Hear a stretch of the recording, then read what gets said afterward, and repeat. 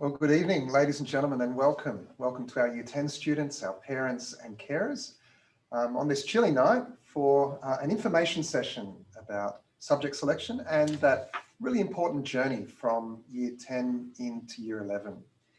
As we gather tonight, we know that people living in the Sydney metropolitan area are confronting a new round of COVID restrictions as we still learn to live with the reality of COVID-19. And so wherever you're joining us from, how good is it that you can be in your home, safe and sound, maybe with the laptop at the end of the dinner table while you're having your evening meal, and we can be here talking with you about such an important subject.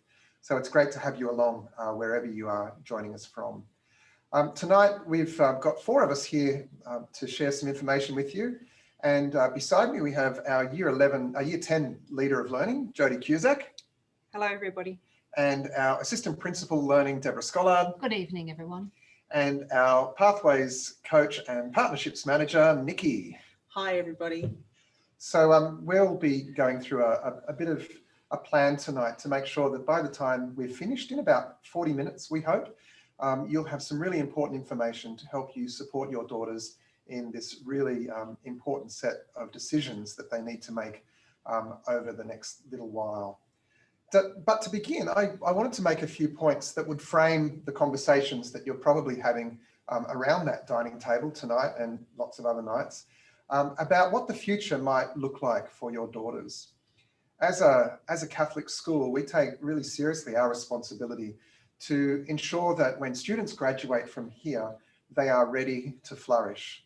And the best way to make sure that when they leave here, they're ready to flourish is to see them flourishing while they're here at school, to give them the opportunities and the environment and the challenges that let them discover their strengths and then to put those strengths to work.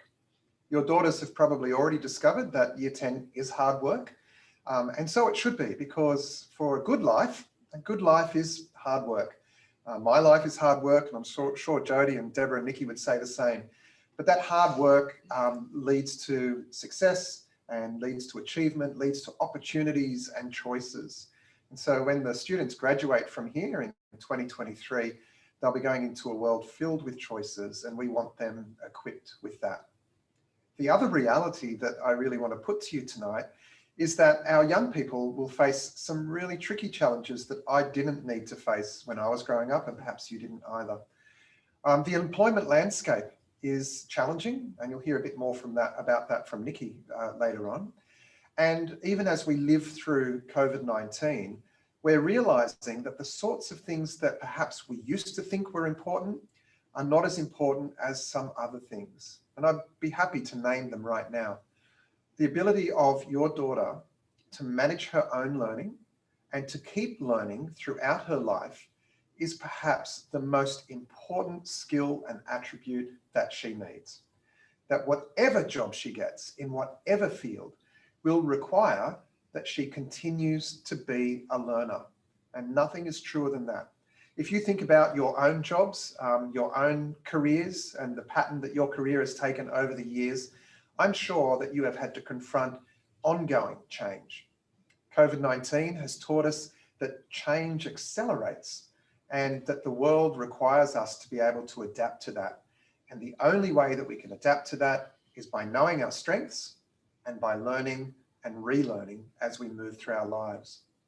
Up until this point at Caroline Chisholm College, your daughter has had lots of opportunities to discover her skills as a learner.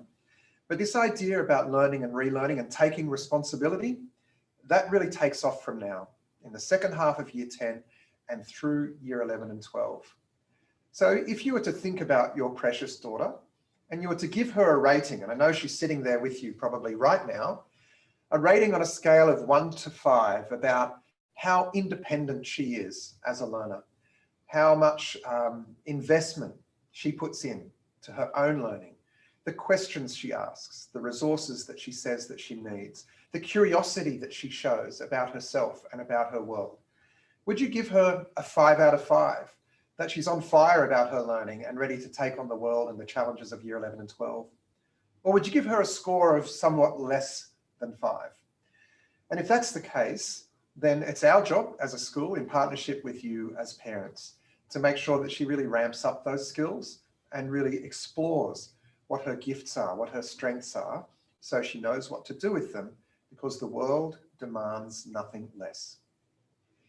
And a couple of other points, and I know Jodie will touch on this a little bit later as the leader of learning. For us to work in partnership with you, there are a couple of agreements that we've made that I'm needing to remind everyone about tonight. The first one is about attendance. And for us to support your daughters, they need to be here. And there are very, very few excuses for students to be away from school. And so having your daughter here and ready for learning every day is something that we count on you for. And the second thing is that if you have questions or concerns, that you bring them to us. We are open to receive any sort of question or concern or feedback, even the really difficult conversations, the uncomfortable ones.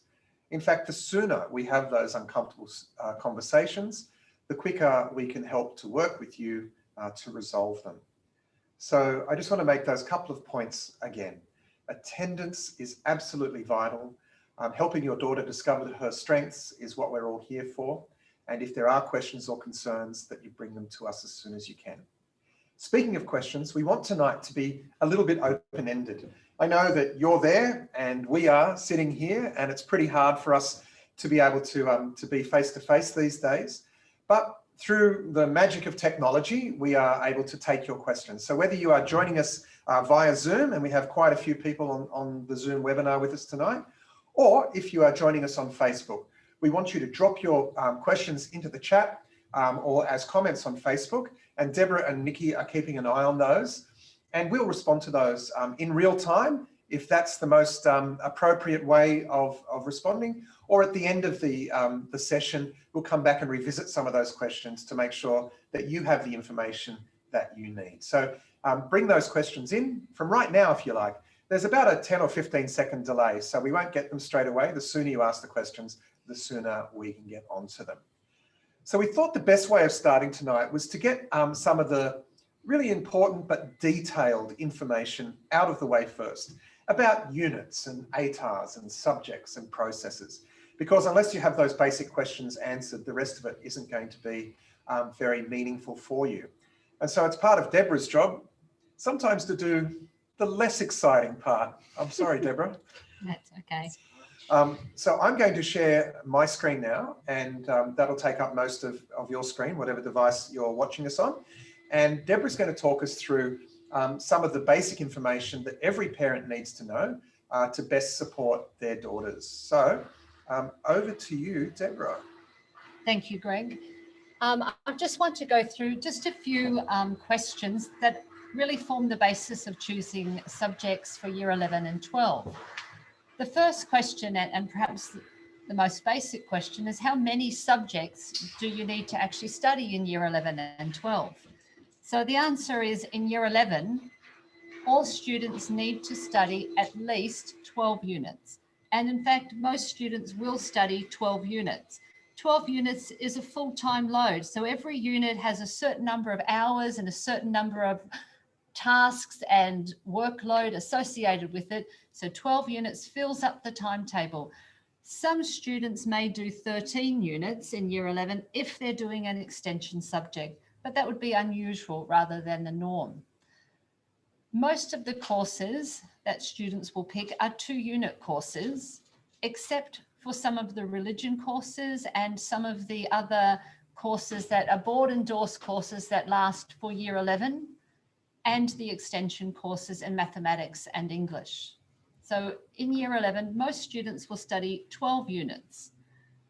In year 12, students need to study 10 units, so less than year 11. So usually they have a 1-unit course in year 11 that will finish at the end of year 11, and most students study 10 or 11 units in year 12. Another really important question that we're often asked, and I think this is really an important question, is students always ask us, what subjects should they choose to study? There isn't a magic answer, and every student is different. And this is my advice to you all. I think it's important, firstly, to choose the subjects that you're interested in studying. If you're interested, you'll be more engaged and more motivated to do the work and to be successful in the subject. Choose the things that you think you'll be interested in. That's important. Also choose the subjects that you think you can be successful in. So all of the students have received recommendations for English and maths and science and religion. It's worthwhile taking into consideration those recommendations because they give you some guidance as to what sort of subjects will be able to be managed successfully by your daughters. So have a look at those when you're making your decisions. The other thing to bear in mind is it's important to choose subjects that are challenging, because unless we have some challenge in life, we end up bored. Could I ask you about that one, Deborah, Yeah. please? Because we hear this quite often from our Year 10 students, that they don't want to do particular subjects because they're hard. What would you say to that? I think a little bit of hard is good. I think you need a balance between hard and what's manageable. And I think all of us need a little bit of a push and a little bit of a stretch in life.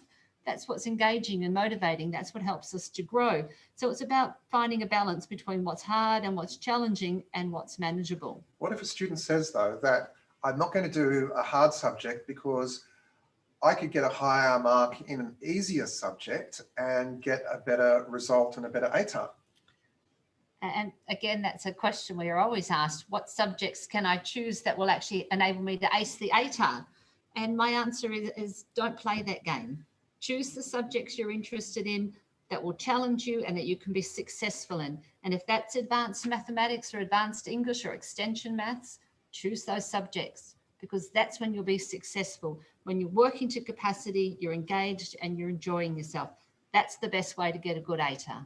Yeah, and when we do those recommendations, we recommend far, far more students for those higher level subjects than end up choosing them. That's right. Do you think that's a feature of students making poorer decisions based on what they think might be hard or easy? Sometimes I think people are afraid to choose the advanced courses or the extension courses because they think they're going to be hard.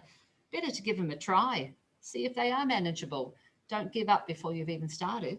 So we don't lock students in from the beginning of Year 11, do we? We don't lock them in. And if somebody tries advanced English, for example, and they find it's too hard and they're not managing it, we can always support them to move into a different course that will be more manageable. But I would say, give it a try first. Yeah. Is there ever a case where we say to a student, you really shouldn't do that subject because it's beyond your capacity? It's important, I think, to choose a subject that is within your capacity, that will stretch you. So sometimes we have to acknowledge that maybe extension maths is not for everybody, but if your teachers are recommending that subject to you, they're telling you that you have the capacity to do it. So it's well worth giving it a try. It's at least worth talking about it with your teacher, isn't it? Absolutely. Yeah. Okay, thank you. So the conversation around the ATAR always swirls around, how do I get the best ATAR to get into the best uni? Yeah. What should I do in Year 10 that will make sure I make it? I think the important thing to get a good ATAR is to work hard. We have a little saying in our house. This is something my children came up with. They say, kids who bother get good results. It's really about the work you put in, not about the strategy you try to have to ace the ATAR and you can pick certain subjects and that will scale best. That's not the way to do it. You pick subjects and you work hard at them and you do your very best. That's the way to get a good ATAR. One of the things I find fascinating when we have our High Achievers Assembly, which we usually hold in February of the year after Year 12, the combination of subjects that students have done, and they come back to the school with ATARs, astronomical ATARs in the 90s, and they've done combinations of a vet subject and a creative arts subject and some humanities and some sciences, and yet they come back with these wonderful, wonderful ATARs. There's no real secret or shortcut, is there? There isn't. And all of those girls who come back at our High Achievers Assembly, there's one thing they have in common. They worked hard, they worked with their teacher, they did the hard yards. Okay. Now I can see on the screen there that people can do one category B subject to be eligible for an ATAR. Are you able to explain that? I am. Some of the subjects that are on offer, they call them category B subjects. Now these are courses that are the vet courses, English studies and standard 1 mathematics in Year 12. Sorry, vet courses to look after animals? The vocational courses. I'm sorry. The vocational courses, like hospitality is an example of one of those courses. They are called category B courses. And students, of course, can do those subjects. But however, the ATAR has certain rules about those subjects, and they say you can only count one of those towards the ATAR. So it's important when students choose their pattern of study, they bear that rule in mind so they are still eligible for an ATAR. Deborah, we had a question from Molly in Yep. Year 10 about that very topic. Yeah. How many VET subjects can they apply for? So clearly if they want an ATAR, they can only do one VET subject. But if a student is on a non-ATAR pathway, can they do more than one VET course? They certainly can. So if somebody is not wanting an ATAR, they can certainly do more than one category B, more than one VET course, and that would be fine. It's also okay to select in your preferences more than one VET course, just on the off chance that one that you want clashes with something else that you also want, and you've got a bit of flexibility in your pattern of study then. So it really just depends on each student. We will check that with you and go through it with anybody individually who needs us to discuss that with them. But generally, just to be aware, one category B subject, more than that, and you're not going to get an ATAR. And if you're uncertain about that, we check and double check and We triple do. check We that certainly students do. who want an ATAR for university entry are qualified to get an ATAR. So Absolutely. we'll certainly support you with Absolutely, that. we will check that with you. The process, Deborah. This is the process for choosing subjects for Year 11, and we're trying to put into our process as much information as we possibly can. So we've shared with all of the students and put on our website the subject handbook that has a description of all of the subjects that are on offer. We also shared the UAC guide for Year 10 students, which is quite an interesting read about university pathways. So that's very helpful as well. All of the KLA Leaders for Learning have given some information in subject talks to all of the girls in Year 10 about all of the subjects, because there are a lot of subjects on offer that they don't study in Year 10 or Year 9 or Year 7 or 8. So they're new and unfamiliar. Society and culture is an example of one of those subjects. So in those talks, we hope that that's given some information about those courses. We encourage the girls to ask lots and lots of questions of their teachers, of the KLA leaders. Parents, you're very welcome to ring in and ask the teachers any of those questions. At the interviews later this week, the parent-teacher interviews, ask any questions you have about those subjects so you have the information you need to make appropriate decisions. We're having this webinar to try and give some more information. We've sent out some recommendations to help you with those choices. Tomorrow morning, we will send out via email a subject selection online form for the students to fill in. You can start thinking about this over the holidays. It's not due to be completed until I think the end of the second week of next term. So there's plenty of time to fill it in, think about it, maybe reconsider it, go back and make some changes. All of those things are perfectly fine.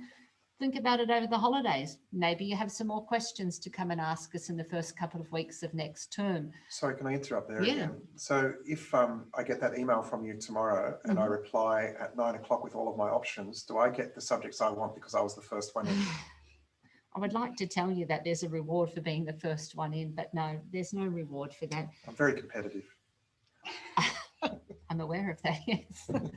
So what happens is when we get all of these choices, all of them come in one hit, then we put them through our timetable program all at the same time. And the purpose of doing that is the timetable program looks at what everybody wants, and it creates a timetable to give the most people the most options that they want. So our timetable program is pretty sophisticated and working that out. And it works out where we should put timetable lines to make sure everybody gets as many subjects as they possibly want to do. So that's how it works. So no, first in makes no difference. Okay, but what if I'm really, really passionate about doing 2-unit archaeological dentistry? Does that mean I will get that? No, unfortunately, although Greg, if you were really passionate about that, I would bend over backwards to accommodate someone like yourself. Thank you. That's all right. No, we don't guarantee any of the subjects will run. It really depends on what people pick. For example, Greg, if you were the only one who picked that subject, Archaeological dentistry. Archaeological dentistry, Which doesn't exist. which doesn't exist, and I can't imagine that there would be 100 people picking it. But nevertheless, we would have to say that that's probably not a viable subject for us to run here at the college. So we would have to explore options around that. We would certainly have a conversation about that before we made any real decisions about what else might be suitable. There's always other options that we can talk about. So we don't guarantee we'll run every subject. That's not how it works in a school timetable. We have limited resources, but we do our very best to accommodate as much as we possibly can. Fantastic. Finally, after we've had all of these choices come in, we create a timetable. We offer the option and invite parents to book in just to have a Zoom meeting with one of our leaders here in the college to talk about the subjects and ask any questions and to make some final decisions and make final changes. And then we go away, we create our timetable, and we send out the information about what subjects everybody has been given for year 11. So that's our process to get things underway for year 11. One of the good things I note about that, Deborah, is that there's no urgency, is there? Like the students aren't under, and their families aren't under a time pressure to make these choices and make them well. No, because they're important choices. This is the first time you get to choose all of your subjects. It is important. They're lovely decisions, tons of options. You need to have time to think about it and consider it and maybe reconsider.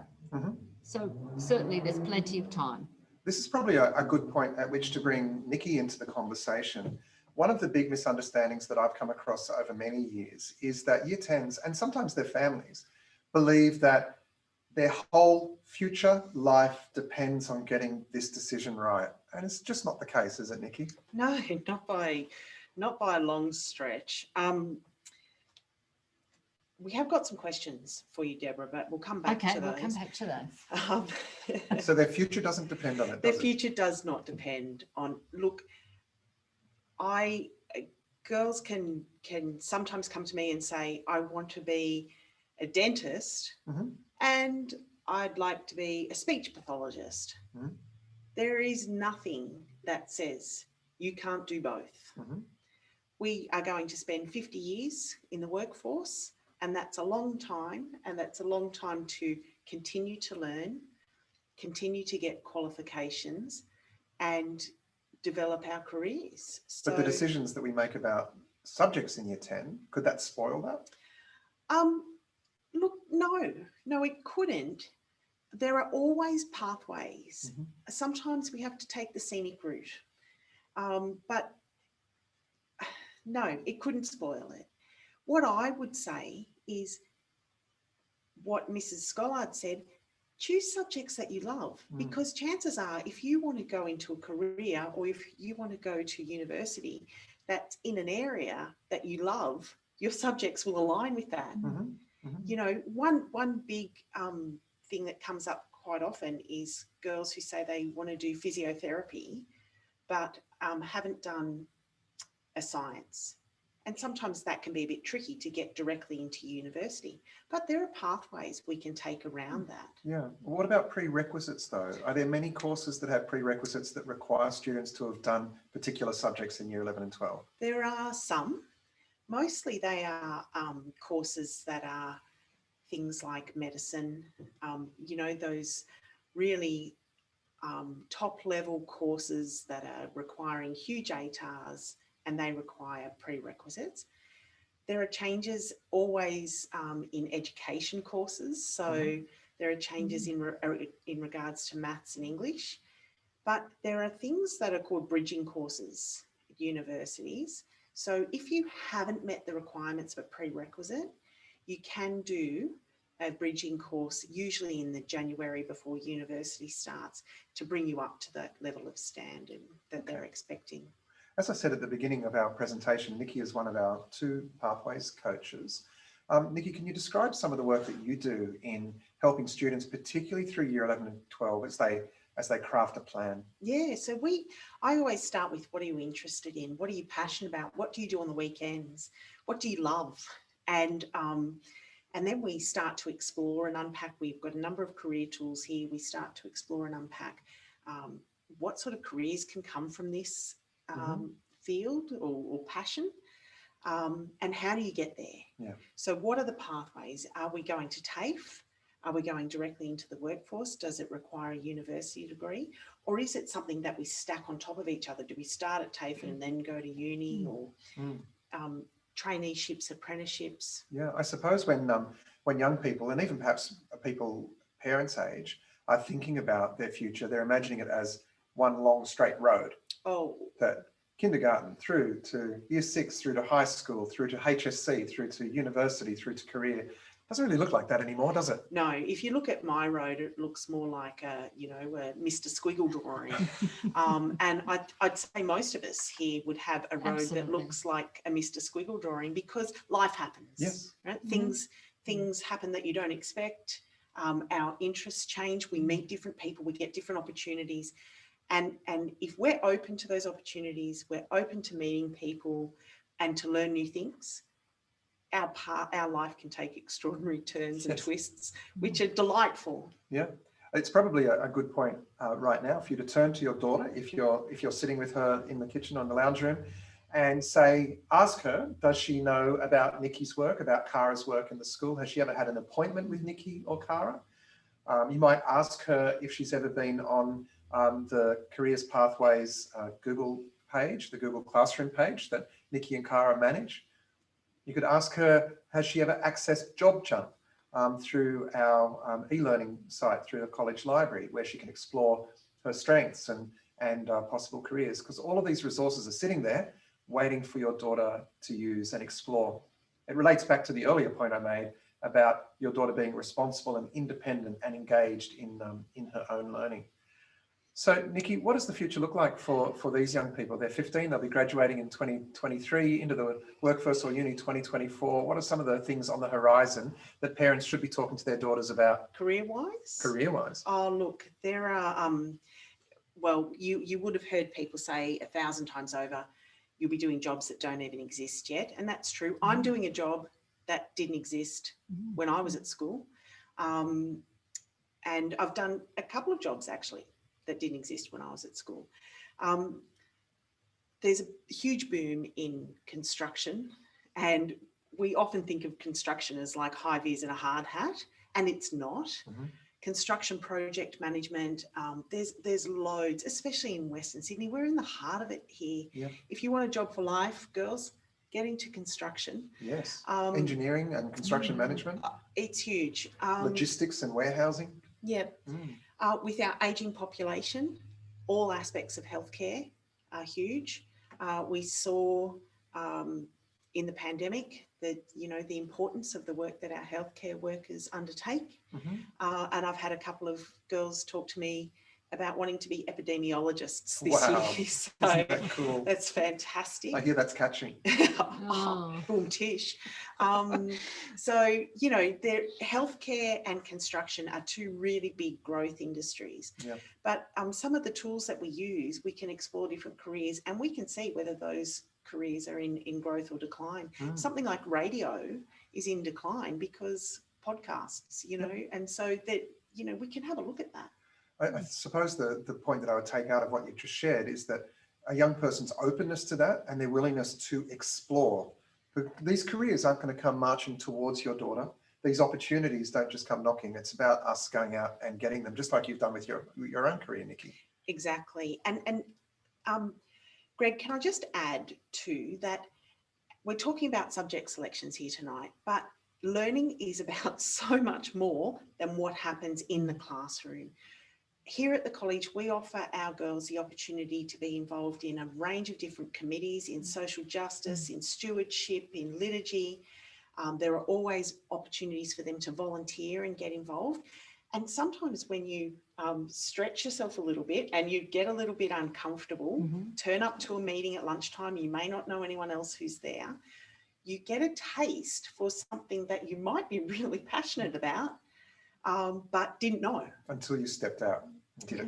And so I would encourage everybody in year 10, now is the perfect time to start getting involved in all of these opportunities that happen outside of the classroom, as well as inside what's happening inside the classroom, so that you can really build a rich profile of learning that will help you when you go for jobs and when you apply for university. It's probably a good point now to bring in Jodie. Jodie, as year leader of learning, you would have had students come to you with lots of questions, really worried about the challenge of year 11 and 12. Yeah, absolutely. What would you say to them? Well, I think over the next 2 years, there are going to be bumps in the road, that there are going to be lots of challenges. And, I would encourage all students to embrace those challenges, that's where we promote growth. That's where we receive growth, with our attitude to embrace those difficult times. Yeah, but we don't leave them alone and just let them, absolutely let not. them sink or swim. No. Can you talk to us a little bit about how our pastoral care structure, how your role as year leader and the other supports means that we're walking alongside these young women right through to the time that they graduate? Absolutely. We've got a great support system here, myself leading in conjunction with the pastoral care teachers. So they're homeroom teachers on the ground running with a lot of support for most of the students. That I would encourage students also to use their subject teachers it's okay to ask for help. You're not on your own. That's right. That's right. And we have even broader support than that. We have our school counselling service, of course, Nikki and Cara, who walk the journey with them. Absolutely. And all of the leaders in the school for that purpose. Yeah. And so what's your message to year 10s as they're approaching this big decision that they're making? Well, I would encourage them, as it's been talked about, to stick to their areas of interest, their areas of strength, that, you're going to get through it, and we'll be there all the way right to the end.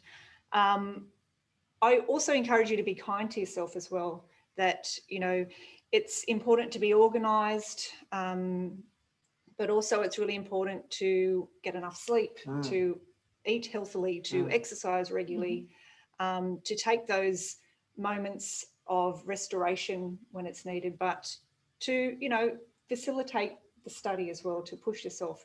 It's important that at the edge, when we're working at our edge, that's where we receive the most kind of growth. Most growth and reward, yeah.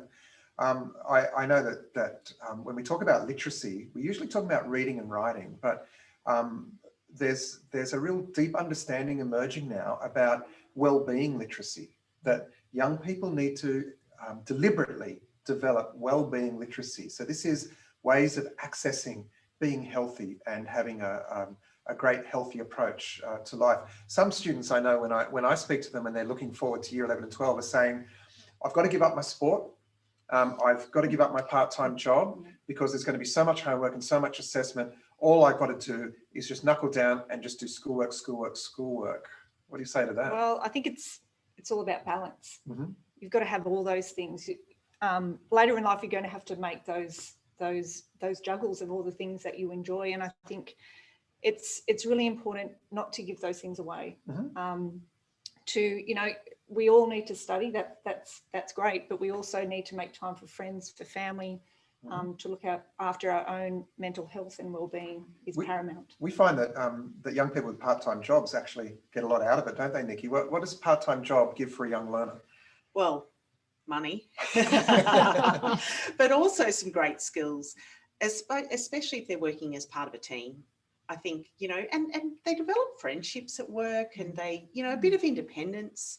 I like how a part-time job gives them self-discipline.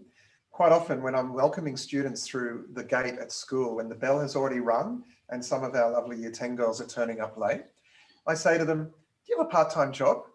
And they say, yes. Well, what would happen at your job if you turned up this late?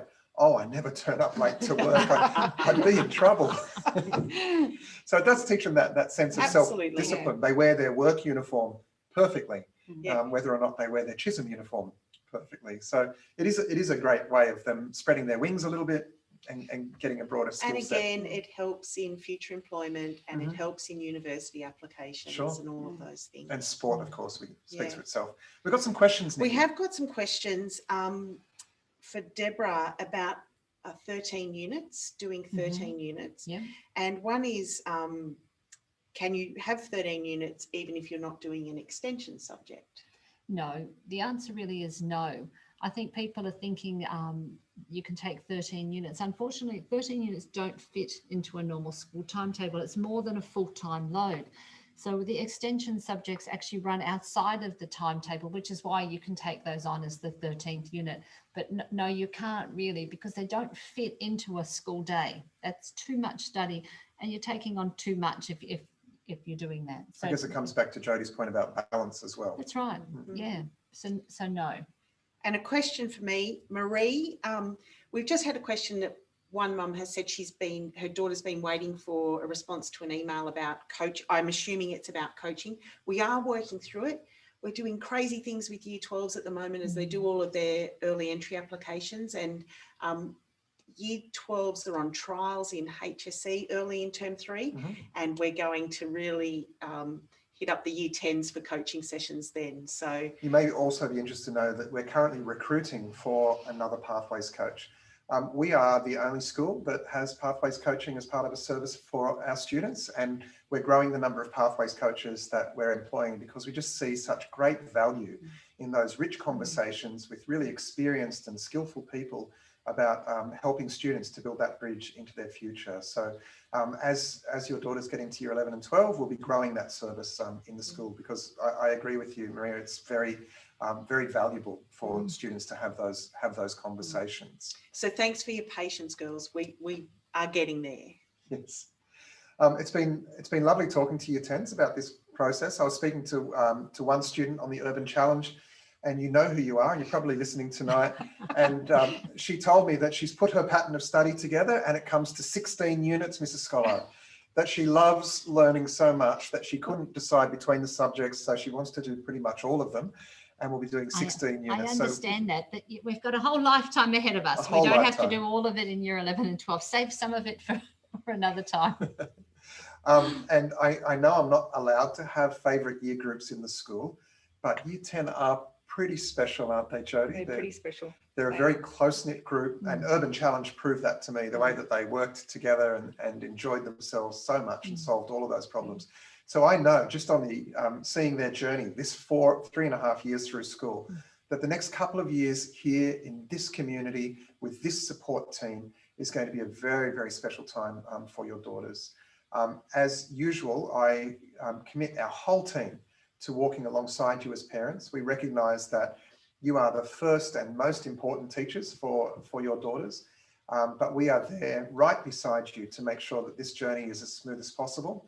It won't always be perfect. There needs to be that struggle and that climb and that challenge. We've never learnt anything in our lives unless we were standing on the edge of something that we couldn't do. And your daughters are approaching that edge for year 11, and it's a really exciting time. The final thing I want to talk about tonight is something that you may have heard about that we do at the college, and that is called Learn Plus. Learn Plus is our diploma program. Our diplomas are an alternative pathway through year 11 and 12, where students end up graduating from the college without a HSC, but with a diploma that sees them gain entry into a range of university courses at some of our Sydney universities, and with a full vocational diploma at level 5 on the Australian Qualifications Framework, essentially a qualification higher than a HSC. We currently have a number of students who are doing diplomas of business administration, legal services, community services, early childhood education and care, as well as marketing and communications. We have an opportunity also to offer engineering construction management. Not only do these girls finish with a qualification that's recognised nationally and internationally, they can also take off up to a year from their university degrees. Some of our girls at the end of next year, when they finish year 12, will be graduating straight into second year university. So it's a really powerful program that liberates learning for students for whom that is a good choice. The girls will be hearing more about that, and so will you as parents in the coming months or so. But we don't want to sidetrack you from the decision-making that you're undertaking about year 11 and 12 at the moment. We want every student to go through the process of selecting subjects. And then when that information about Learn Plus comes out, we will coach individual students and their families towards that decision, because it is a pretty significant decision. The girls in the program now are flourishing, and it's been a really successful project. And the New South Wales government has asked us to report to them about this model to see if it's something that is scalable for all schools in New South Wales. So we will be reporting to Cabinet, New South Wales Cabinet in July. but that's something we'll talk about in a month or so. Thank you, Nikki. Any final words from you?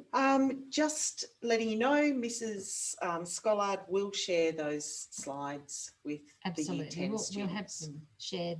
Yes, absolutely. A really strong appeal to our students and parents. Please check your emails. Students, you are dreadful at checking your emails. It should be one of the first things you do after the notices in homeroom and when you get home at night, because all of us are emailing you and sending you information that could be really vital. I wonder how many of you have shared the handbook with your parents, and whether the parents have sat down with you to have that conversation with the handbook in front of you that we've sent out via email and in the Google Classroom. So please stay in touch, stay connected to the wealth of information that we continue to provide. And as I said earlier in our presentation tonight, if you have questions, if you have concerns, then reach out to us, because we are absolutely prepared to work with you to respond to whatever need that you have. Deborah, any final comments from you? That was my final comment. I'm very happy. We're very happy to answer any questions, sit down with you, talk things through, let us know. You're pretty proud of this group already, aren't you, Jodie? I am very, very proud. Looking very forward to the next 2 years. Yeah, it's going to be great. So, ladies and gentlemen, God bless. Stay safe. To our students, have a wonderful and safe holiday. We look forward to having you back here at the beginning of term 3, still in your winter uniforms, still with those lovely stockings, ready for an exciting term of learning and of decision making. Good night and God bless.